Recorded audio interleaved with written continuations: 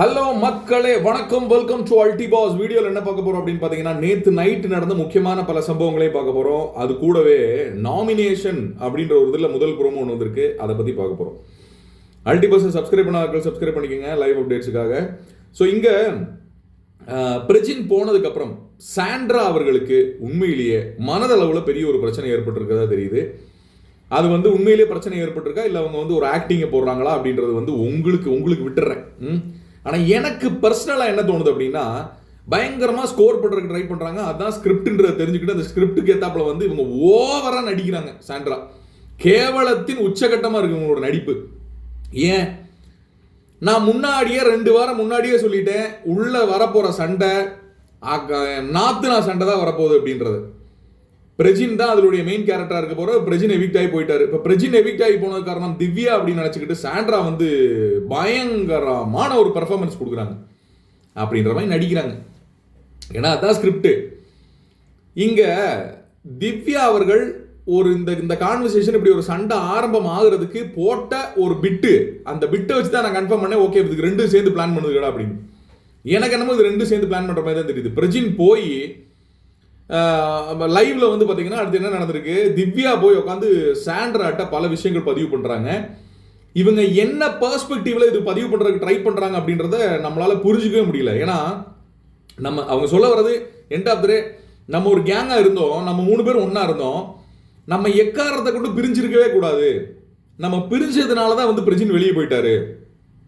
புரியுதா உங்களுக்கு? நானும் பிரஜினும் ஒரு கண்டென்ட் கொடுத்துக்கிட்டு இருந்தோம். அந்த கண்டென்ட் அவர் நானும் அவரும் அண்ணன் தங்கச்சி அப்படின்ற ஒரு கண்டென்ட் ஒன்று ஸ்டார்ட் ஆச்சு. அந்த கண்டென்ட் அவர் கொடுக்கல அப்படின்றனால தான் ஒருவேளை அவர் வெளியே போயிட்டாரோ. இதெல்லாம் சாண்ட்ராட்ட உட்காந்து சொல்ல வேண்டியதில்லை. சாண்ட்ரா பிடிச்சிக்கிட்டாங்க, ஓகே ரைட்டு, இதில் தான் கண்டென்ட் எடுத்துகிட்டு போன போல் இருக்கு அப்படின்னு எடுத்துகிட்டு போயிட்டு, அடுத்து இந்த ட்ரெஸ்ஸு இதுக்குள்ளே இருக்குல்ல, அதை நான் எடுத்துகிட்டு என்னோட ட்ரெஸ்ஸை உள்ளே வச்சுக்கிறேன் அப்படின்னு சொல்கிறதுக்கு நைட்டு வருது. யார்? திவ்யா. கத்துன்னு கத்துது சாண்ட்ரா, கதறுது, கத்துன்னு கதறி கூப்பாடு போடுது. ஐயோ விட்டுருங்க, நீங்களாம் மனசாட்சி இல்லையா? நான் ஒரு கண்டஸ்டன்ட் தானே, உங்களுக்கெல்லாம் மனசுன்றதே இல்லையா? ஐயோ மனசாட்சியே இல்லையா? என்ன மேடம், கொஞ்சம் போல இருக்கு மனசாட்சி, உங்களுக்கு கொடுத்துட்டா நாங்க என்ன பண்றது? கதறாங்க. திவ்யா அங்கிருந்து சபரி இவங்கெல்லாம் சேர்ந்து கூட்டு போயிடுறாங்க. கூட்டு போகும்போது என்ன பண்றாங்கன்னா, சபரி சொல்ற அவங்க வேற டென்ஷன்ல இருக்காங்க அப்படின்னு.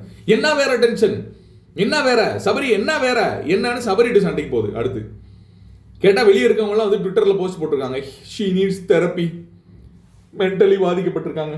ஒரு தெரப்பியும் தேவையில்லை, ஒரு தெராப்பியும் தேவையில்லை.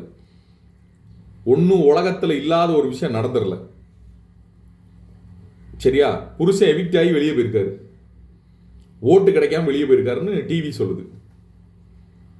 நான் என்ன சொல்றேன், நல்ல பேர் எடுத்து கொடுத்து ஒயிட் வாஷ் பண்ணி நண்பே வெளியே அனுப்பிச்சு வச்சிருக்காரு. இதுக்கு மேலே உங்களுக்கு ஒன்றும் பண்ண முடியாது. திவ்யாவும் நீங்களும் இந்த நாத்தனா கண்டென்ட் பண்ணணும் அப்படின்னா நாத்தனா கண்டென்ட் எடுத்துட்டு போங்க. ஆனால் கத்தாதீங்க, கதறாதீங்க. இந்த கத்தாதீங்க கதறாதீங்கன்னு சொல்லும் போது அப்படியே எட்டி பார்த்தேன் சைடு பேக்கில். இப்போ பக்கத்தில் ஒரு ஆள் உட்காரணுமே, கரெக்டாக உட்காந்துச்சு நம்ம மேடம். பார்வதிய ரசிகர்களுக்கு ஒரு விஷயத்த சொல்லிக்க விரும்புகிறேன். கண்டிப்பாக அவங்க ஒரு ஆளுக்கு பிரச்சனை அப்படின்ற டைமில், ஒரு ஆள் ஃபீல் பண்ணுற டைமில் கண்டிப்பாக போய் பக்கத்தில் உட்காருவாங்க. கண்டிப்பாக அவங்களுக்காக ஃபீல் பண்ணுவாங்க. நான் சொல்கிறேன் அவங்க எப்படி ஃபீல் பண்ணுறாங்கன்னு. அதுக்கு முக்கியமான காரணம் அவங்களுக்கு இருக்க பீலிங்ஸ் கிடையாது. அந்த பீலிங்ஸ் காமு மேல மட்டும்தான் இருக்கும். அது வேற மாதிரியான கன்றாவியான பீலிங்ஸ். இப்போ இவங்களுக்கு இருக்க பீலிங்ஸ் என்னன்னா, கேமரா இவங்கள ஃபோக்கஸ் பண்ணும், அது பக்கத்தில் உட்காந்து நல்லவ வேஷம் போடணும். இந்த நல்லவ வேஷத்தை பார்வை ஆரம்பிச்சு மெதுவா மெதுவா மெதுவா தனக்குள்ள இருக்கக்கூடிய வன்மம், தனக்குள்ள இருக்கக்கூடிய திவ்யா மேல, ஏன்னா திவ்யா கமருதீன் இவங்களுக்கு நடுவில் இருக்கக்கூடிய விஷயத்தை போன வாரம் கேள்வி கேட்டாங்க, சண்டையை போட்டாங்க. இந்த வன்மம் பார்வுக்குள்ள இனி ஒரு 3 வாரத்துக்கு இருக்கும். முதல் வாரத்துல இருந்து எல்லார் மேல இருக்க வன்மம் இருக்கு. சுபிக்ஷா மேல வன்மம் இருக்கு, எப்ஜே மேல வன்மம் இருக்கு, கனி மேல வன்மம் இருக்கு, ரம்யா மேல வன்மம் இருக்கு. எல்லா வன்மத்தையும் சேர்த்து வச்சுட்டு இருக்கக்கூடிய மிகப்பெரிய விஷப்பாம்பான பாரு திவ்யா மேல இந்த ரீசெண்டா வந்திருக்கக்கூடிய ஒரு வன்மத்தை எப்படி கக்குறாங்க அப்படின்னா, பக்கத்துல உட்காந்து நீ சொல்ற கரெக்ட், அந்த அண்ணன் தங்கச்சியா, ஓகே ரைட்டு, எல்லாரும் அவங்க கேம் ஆடுறாங்கப்பா, எல்லாரும் அவங்களோட கேம் ஆடுறாங்க சாண்ட்ரா, நீ புரிஞ்சுக்கோ. திவ்யா ஒரு கேம் ஆடுறாங்களாம் இவங்களை வச்சு. இப்போ நீங்க பக்கத்தில் உட்காந்து ஒரு தடவிக்கிட்டு இவங்களை வச்சு ஒரு கேம் ஆடுறீங்களே, அதுக்கு பேர் கேம் இல்லையா? அது உங்களோட கேம் ஸ்ட்ராட்டஜி. ஓ, விஜய் சேதுபதி பாராட்டு வரல, வா வண்டர்ஃபுல், அது பார்வதிய கேம் ஸ்ட்ராட்டஜி. நீங்க ஆடினா மட்டும் அது கேமு, மற்றவங்க கேம் ஆடக்கூடாது. என்னங்க இது? பாரு அவர்களே, வண்டர்ஃபுல், ஃபேண்டாஸ்டிக், ஃபேண்டாஸ்டிக். உங்களுக்கு பல பேர் வச்சிருக்காங்க வெளியே. பாரு கேமர் இல்லையா, பாரு பூமரா, நல்லா பயங்கர ட்ரெண்டிங்காக போயிட்டு இருக்கு வெளியே. உங்களோட கருத்துக்கள் என்ன கமெண்ட் செக்ஷனில் பதிவு பண்ணுங்க. இதுக்கப்புறம் இந்த வாரத்தோட நாமினேஷன் பட்டியல். பாரு இந்த வாரம் நாமினேஷனில் கொண்டு வரதுக்கான வாய்ப்புகள் மிக மிக கம்மி. வருவாங்களான்றதை பார்ப்போம். இந்த வாரம் நாமினேஷனில் வந்தாலும் பாரு எவிக்ட் ஆக மாட்டாங்கன்னு தெரியும்.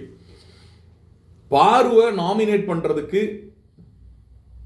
அரோரா இந்த வாரம் வேற யாராவது நாமினேட் பண்ணலாம். ஏன்னா போன வாரத்தோட கண்டென்ட் அப்படியே டேக் ஓவர் பண்ணிட்டு போவாங்களான்றது தெரியல. கமருதீன் மட்டும் தனியா இந்த வாரம் வந்தா, கமருதீன் மட்டும் தனியா இந்த வாரம் நாமினேட் ஆனா, சுபிக்ஷா, ஏன்னா இந்த சைடில் இருக்கக்கூடிய டீமுக்கு எல்லாத்துக்குமே ஃப்ரீ பாஸ் இருக்கு. ஸோ நாமினேட் ஆக போகிற ஆட்கள் யார் யார் அப்படின்னு பார்த்தீங்கன்னா, அந்த சைடில் இருந்த சாண்ட்ரா, வியானா, எஃப்ஜே, அதே மாதிரி சபரி, அப்புறம் வந்து பாரு,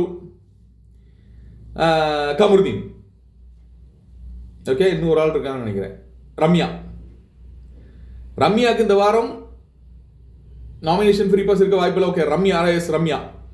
ஸோ இதில் ரம்யா, சபரி, எஃப்ஜே, வியானா இவங்க எல்லாருமே நாமினேட் ஆகிறது நம்மளால் அந்த ப்ரோமோவில் பார்க்க முடியுது.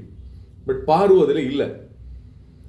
நான் இந்த வாரம் பேட்டர்ன் வச்சு, போன வாரம் பேட்டர்ன் வச்சு சொன்னேன், பாருவை டைட்டில் வின்னருக்கு புஷ் பண்ணுறாங்க, கானா வினோத்தையும் டைட்டில் வின்னருக்கு புஷ் பண்ணுறாங்க. இந்த கேப்பில் திவ்யா வந்து எங்கேயாவது தூக்கி போடணும்னு நினைக்கிறாங்க, டாப் 5 இவங்க இருக்கிறதுக்கு வாய்ப்புகள் இருக்கு அப்படின்னு. அதோடைய அடிப்படையில் இந்த வாரம் பாரு நாமினேஷனில் வரமாட்டாங்க. ஓகே, அடுத்த வாரம் பாருவை கேப்டன் ஆக்கிடுவாங்க. நேரா எதுக்கு போயிடலாம், டிக்கெட் டு ஃபினாலேக்கு போயிடலாம்.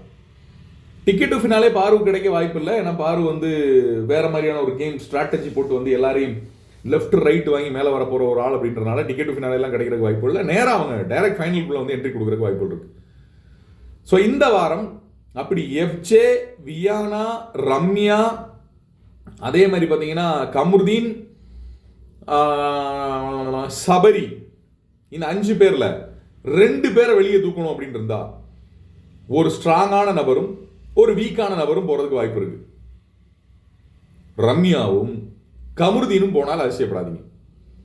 ஏன், பாருவை டைட்டில் வின்னர் ரேஸுக்கு தள்ளுறதா முடிவு பண்ணிட்டாங்கன்னா, பாரு இந்த வாரம் சேவ் பண்றாங்கன்னா கூட இருக்க கமருதீனை கழட்டிடுவாங்க. கழட்டிட்டு மீதி இருக்கக்கூடிய 4 வாரங்கள் பாரு பயங்கரமான ஒரு கேமர் அப்படின்னு ஒரு ஸ்கிரிப்ட் கொடுத்துருவாங்க உள்ள. அதை தான் அவங்க ஃபாலோ பண்ண போறாங்கன்றது என்னுடைய கெஸ்ஸிங். பொறுத்திருந்து பார்ப்பேன் என்ன நடக்குதுன்றது. கானா வினோத் வாய்ப்பு இல்லை, அவரும் நாமினேட் ஆகிறதுக்கு வாய்ப்பு இல்லைன்னு நினைக்கிறேன். ஆனா மீதி இருக்க ஆட்கள்லாம் டைரக்டா நாமினேட் பண்ணப்படுவாங்கன்னு தான் சொல்லியிருந்தீங்க.